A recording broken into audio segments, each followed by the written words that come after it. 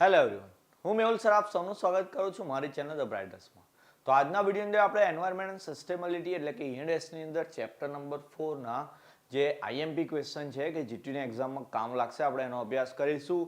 હવે આ જે વિડીયો છે એ ડિપ્લોમા સેમ 2ની રેગ્યુલર એક્ઝામ આપવાના હોય એમને બી મદદ કરશે, સેમ 1ની રેગ્યુલર કે રેમિડિયલ એક્ઝામ આપવાના હોય એમને બી હેલ્પફુલ થશે. તો વિડીયો લાસ્ટ સુધી દેખવાનો, જેટલા ક્વેશ્ચન કહું છું એને ખાસ તૈયાર કરી દેવાના, એનો આન્સર કઈ રીતે લખવાનો છે આપણે એ બી વસ્તુ જોઈ લઈએ છીએ. તો જે લોકોએ હજુ ENDSના પહેલા 3 ચેપ્ટર ના જોયા હોય પહેલા જોઈ લેજો. એ 3 ક્વેશ્ચનની અંદર બી હું તમને એવા જ ક્વેશ્ચન આપેલા છે કે જીટીની એક્ઝામમાં પૂછાશે અને તમે સારા એવા માર્ક્સ સ્કોર કરી શકો છો. તો ચેપ્ટરની અંદર વેટેજની વાત કરું, 14 માર્કનું ચેપ્ટર છે એટલે એક 7 માર્કનો પ્રશ્ન પૂછાશે, બીજા 3 કે 4 માર્કની અંદર એક પ્રશ્ન આવશે. એ રીતે 14 માર્કનું ચેપ્ટર થઈ જશે. અહીંયા હું તમને 4 જ પ્રશ્નો આપું છું આ ચેપ્ટરના, એમાંથી એક 7 માર્કનો પ્રશ્ન તો 100% પૂછાશે અને બીજા 3માંથી એક પ્રશ્ન 3 કે 4 માર્કની અંદર પૂછાઈ જશે. તો 14 માર્કનું ચેપ્ટર છે, પણ હું તમને જે 4 પ્રશ્નો આપું છું એમાંથી તમે 10 કે 11 માર્ક આરામથી સ્કોર કરી શકો છો. તો પહેલા આ 4 પ્રશ્નો તૈયાર કરી લેવાના, એના પછી તમારે બીજી વસ્તુ વાંચવાની ચેપ્ટરમાંથી. તો કયા કયા 4 મોસ્ટ IMP ક્વેશ્ચન છે? એમાં સૌથી પહેલો ક્વેશ્ચન છે ક્લાઇમેટ ચેન્જ એટલે કે આબોહવા પરિવર્તન સમજાવવાનું છે. હવે ક્લાઇમેટ ચેન્જ શું છે એની વાત કરી લઈએ. તો જેમ કે એવું માનો કે અત્યારની વાત કરીએ તો અત્યારે ગુજરાતની અંદર તમે દેખો તો 40ની ઉપર ડિગ્રી બધી બહુ જગ્યાએ ગરમી પડી રહી છે, અમુક જગ્યાએ તો 44 ડિગ્રી બી થઈ ગઈ. તો આજથી 10 વર્ષ પહેલા આવું નહોતું, આટલી બધી ગરમી નથી. તો આટલા 10 વર્ષની અંદર જે ચેન્જ આવ્યો ટેમ્પરેચરની અંદર, જેમ કે વરસાદની બી વાત કરીએ કે આજથી 10 વર્ષ પહેલા જેટલો વરસાદ હતો એના કરતાં આ વખતે 10 વર્ષ પછી વરસાદ થોડો વધતો ગયો છે. તો 10 વર્ષના અથવા તો 20 વર્ષના ગેપની અંદર જે ચેન્જ આવતો હોય વાતાવરણની અંદર, ઓકે, એને ક્લાઇમેટ ચેન્જ કહેવાય, આબોહવા પરિવર્તન કહેવાય ગુજરાતીની અંદર. બરાબર, 5 થી 10 વર્ષની અંદર જેટલા બી ચેન્જ આવતા હોય એને ક્લાઇમેટ ચેન્જ કહેવામાં આવે. આપણે ઉદાહરણ લઈએ, ગરમીનું બેસ્ટ ઉદાહરણ છે. એવું લખી શકો તમે, અત્યારે હું જે વાત કરું છું એ બધી વસ્તુ તમે લખી શકો. તમે ચોપડીમાં વાંચો તો અંદર બી એ જ વસ્તુ આપેલી હોય છે. તો એને ક્લાઇમેટ ચેન્જ કહીએ. હવે ક્લાઇમેટ ચેન્જના કારણો શું છે પહેલા એની વાત કરીએ. તો જેમ કે એવું માનો કે આજથી 10 વર્ષ પહેલાની વાત કરીએ તો એટલી બધી વસ્તી નથી જેટલી 10 વર્ષ પછી એટલે કે અત્યારની મિનિટે છે. તો શું થયું કે લોકોની નીડ વધતી ગઈ, લોકોના શોખ બી બદલાતા ગયા, એટલે જંગલો એક તો કપાયા. જો મેઇન વસ્તુ તો એ જ છે કે ઝાડપાન કપાતા ગયા, એની જગ્યાએ બિલ્ડિંગ બનતી ગઈ એટલે વાતાવરણની અંદર ફેરફારો આવવા લાગ્યા. હવે જેમ કે એવું માનો કે આપણને એવું ખબર છે કે ઝાડનું કામ એવું હોય કે કાર્બન ડાયોક્સાઇડ લેવાનો અને ઓક્સિજન આપવાનો. હવે ઓક્સિજન આપણે મદદમાં લઈએ, કાર્બન ડાયોક્સાઇડ આપણે છોડીએ. હવે ઝાડ કપાતા ગયા, આપણે વધતા ગયા, એટલે આપણો કાર્બન ડાયોક્સાઇડ વધતો ગયો, ઓક્સિજન આપણને ઓછો મળવા લાગ્યો. એટલે કાર્બન ડાયોક્સાઇડનું પ્રમાણ જ્યારે વધતું જાય ત્યારે ગરમી વધે. એક ખાલી જાણવા માટે વાત કહું, એ બી તમે આન્સરમાં લખી શકો છો કે આપણા વાતાવરણની અંદર 70 અને 21% બે જ વાયુઓ છે, એક તો નાઇટ્રોજન ને ઓક્સિજન. ઓકે, એટલે 91% ની અંદર તો નાઇટ્રોજન ને ઓક્સિજન જ છે, એની સિવાય બીજા બધા વાયુઓ છે. હવે આ બે વાયુઓ સિવાય બીજા બધા વાયુઓ વાતાવરણમાં જો વધે તો ગરમી વધે.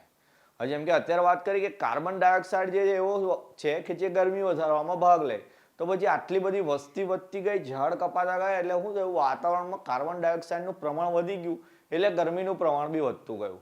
એ જ રીતે વરસાદની વાત કરીએ કે ભાઈ વરસાદ કેમ વધતા ગયા. હવે ગરમી વધે એટલે દરિયાના પાણીનું બાષ્પીભવન થાય. પહેલા ચેપ્ટરનો ક્વેશ્ચન કયો, હાઇડ્રોલોજિકલ સાયકલ, જલીય ચક્ર, એમાં આ જ વસ્તુ લખીએ છીએ આપણે. બરાબર, કે એ જે પાણી હવામાં જાય તો વાદળ બને ને વાદળમાંથી પછી વરસાદ પડે. બરાબર, એ વસ્તુ આપણે લખેલી છે. તો એ બી વરસાદ વધવાનું કારણ થઈ જાય.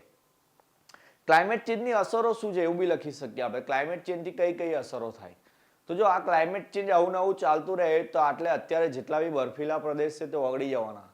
કારણ કે વરસાદનું પ્રમાણ જેમ જેમ વધતું જશે તો બર્ફીલા પ્રદેશ ઓગળતા જશે, તો પછી ગરમી વધારે વધતી જશે. ગરમી વધવાનું બીજું કારણ પેલું શું કહેવાય, વોલ્કેનો એટલે શું કહેવાય ગુજરાતીમાં, દાવાનળ ફાટે, એ બી એક કારણ આવે છે. એ બી લખેલું છે બુકમાં, કદાચ મને એટલું બધું યાદ નથી પણ બુકમાં સારું એવું લખેલું છે. ખાલી કોન્સેપ્ટ સમજાવું જ મેં તમને કે ક્લાઇમેટ ચેન્જ શું છે. આટલું સમજ્યા પછી તમે બુકમાં શાંતિથી એકવાર વાંચશો તો તમને ખબર પડી જશે કે શું કહેવા માંગે ને તમે એના મુદ્દા પાડીને જવાબ લખી શકો છો. જ્યારે પહેલી વાર ENDS વાંચવા બેસો ચોપડી લઈને એવું દિમાગમાં નહીં રાખવાનું કે હું મોઢે કરી દઉં. પહેલી વાર જ્યારે વાંચો તો ખાલી એટલું જ સમજવાનું કે શું કહેવા માંગે છે. મેં તો કહું છું ચોપડીનું બેઠું મોડે નહીં થાય તો બી વાંધો નહીં, પણ તમે એનો કોન્સેપ્ટ સમજીને તમારા શબ્દોમાં લખશો તો બી તમને સારા એવા માર્ક્સ મળશે. તો પહેલા જ કહું છું કે ગોખવાની મતલબ યાદ રાખવાની એટલી બધી કોશિશ ના કરતા, ખાલી એને સમજી લેજો. ચલો બીજો ક્વેશ્ચન છે ગ્લોબલ વોર્મિંગ ને ગ્રીન હાઉસ અસર. બંને સેમ જ વસ્તુ છે. ગ્લોબલ વોર્મિંગ પૂછાય કે ગ્રીન હાઉસ પૂછાય, તમે એક જ આન્સર લખવાનો છે. ગ્લોબલ વોર્મિંગની વાત કરી લીધી કે ભાઈ વસ્તી વધતી ગઈ, ગરમી વધતી ગઈ, તો એ ગરમી વધવાની અસર છે એ ગ્લોબલ વોર્મિંગ કહેવાય છે, અથવા તો એને ગ્રીન હાઉસ અસર કહેવાય. હવે એનું કારણ શું છે? તો એનું કારણ ત્રીજા પ્રશ્નમાં જ અલગથી લખવાનું છે. પૃથ્વી પર જે સૂર્યના અલ્ટ્રાવાયોલેટ રેઝ આવે છે, જેને ગુજરાતીમાં પારજાંબલી કિરણો કહીએ છીએ આપણે, તો એ પારજાંબલી કિરણો પૃથ્વી પર આવે તો લગભગ સૂર્યના તડકાના ખાલી 5% જ આવે છે. સૂર્ય આટલો જે પ્રચંડ ગરમી ધરાવે છે એનું ખાલી 5% જ પૃથ્વી પર આવે છે, તો બી આપણને 44 ડિગ્રી ગરમી લાગે. હવે એ 5% આવે છે, એ 5% સિવાયનું બધું ક્યાં જાય છે? તો આપણું જે પૃથ્વી ઉપર એક ઓઝોનનું લેયર આવેલું છે, એ ઓઝોનના લેયરની અંદરથી એ પાછા રિફ્લેક્ટ થઈ જાય, કાં તો એ લેયરની અંદર એબ્ઝોર્બ થઈ જાય, એટલે કે શોષાઈ જાય છે. બરાબર. પણ હવે શું થયું કે આપણે જે પ્રદૂષણ ફેલાઈએ છીએ વાહનોના ધુમાડાથી કે કારખાનામાંથી, એ ધુમાડાઓના લીધે એ જે ઓઝોન લેયર છે એની અંદર કાણા પડવા લાગ્યા. ગુજરાતીમાં કયો શબ્દ વાપરે છે લોકો? બાકોરા. ઇંગ્લિશમાં ડેપ્લેશન થવા લાગ્યું. તો પછી એ ડેપ્લેશનના લીધે પૃથ્વીના સૂર્યના જે પારજાંબલી એટલે કે અલ્ટ્રાવાયોલેટ રે છે એ થોડા વધવા લાગ્યા પૃથ્વી પર આવવાના. એ વધવા લાગ્યા એટલા માટે પૃથ્વી પરનું તાપમાન વધતું ગયું છે, જેને આપણે ગ્લોબલ વોર્મિંગ કહીએ છીએ. એનાથી બચવા માટે ગ્રીનહાઉસ અસરની વાત કરીએ. ઓકે, ચાલો ગ્રીનહાઉસ અસરની વાત કરીએ તો અમુક જગ્યાએ પ્રદેશની અંદર તમે જોયું હશે કે તમારી આસપાસ અમુક એરિયાની અંદર ખેતી થતી હોય તો એ લોકોએ ખેતરની અંદર આમ ટેન્ટ મારેલા હોય છે, એની અંદર ખેતી થતી હોય છે. એ ટેન્ટ તો આઈધર વ્હાઇટ કલરના હોય કાં તો ગ્રીન કલરના હોય. એ જે ગ્રીન કલરના ટેન્ટ મારેલા હોય એને જ ગ્રીન હાઉસ અસર કહેવામાં આવે છે.